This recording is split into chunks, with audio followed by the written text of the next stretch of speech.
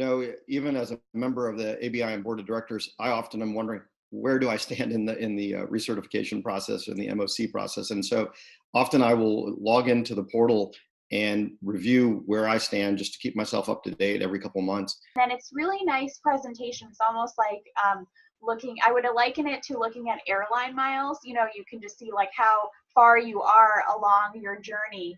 And it's nicely divided in terms of your knowledge check-in or your which assessment you're going to take, as well as your points. So if you just click on your points, it kind of tells you when you need to reach your goal and how far your gauge is to your goal.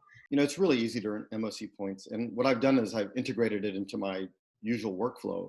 And so what do I do all day long? I'm seeing patients and questions arise that often I don't know the answer. So I typically go to some resource, and one of the common easy ones on my phone is Up to Date. So I'll go to Up to Date, look up some stuff. Up to Date is sort of keeping track of your points and what you're looking up. And actually, in order to claim them, you just have to go to the Up to Date website and log in with your ABIM number, and actually just fill out a few short questions about how you use the information in your practice, whether it changed your practice.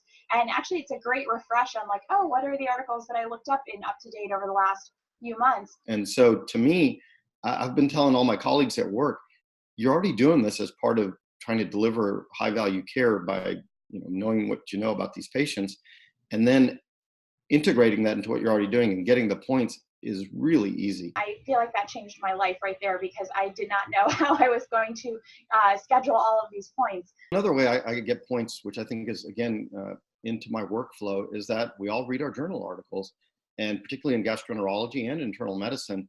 When I'm flipping through the journal, I will read the key articles, and typically one or two of those key articles have CME offered with it with a few questions. And if you go to the online version of that journal that you subscribe to, and again, just answer those 4 questions, boom, you get a point right there.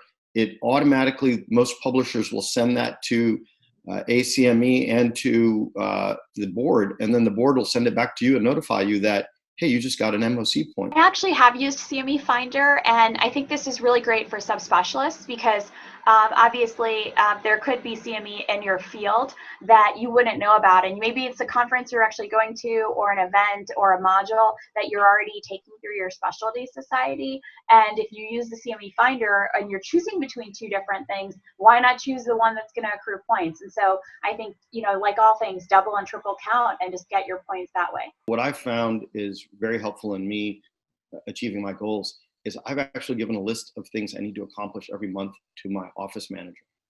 And then I have her remind me, I got to fill out this timesheet. I got to do this. I have to do X, Y, and Z. Sometimes I think it can get you can get ahead of yourself and be waiting till the last possible moment. And nobody wants to be coming into the office to do points or being away from their family on the week of December 30th. So I would just say an easy trick of the trade that I do is I just schedule the time. I think what's really helpful, and speaking as a gastroenterologist, where some of my patients don't read their bowel preps until the night before, it's important to think ahead. And so I would encourage all of our ABIM diplomats to go to the website, go into the portal, review their status, see where they stand months ahead of time so that they can kind of separate out what needs to be done, parcel it out over time, where it's just 5-10 minutes here and there rather than trying to do 4 hours one day.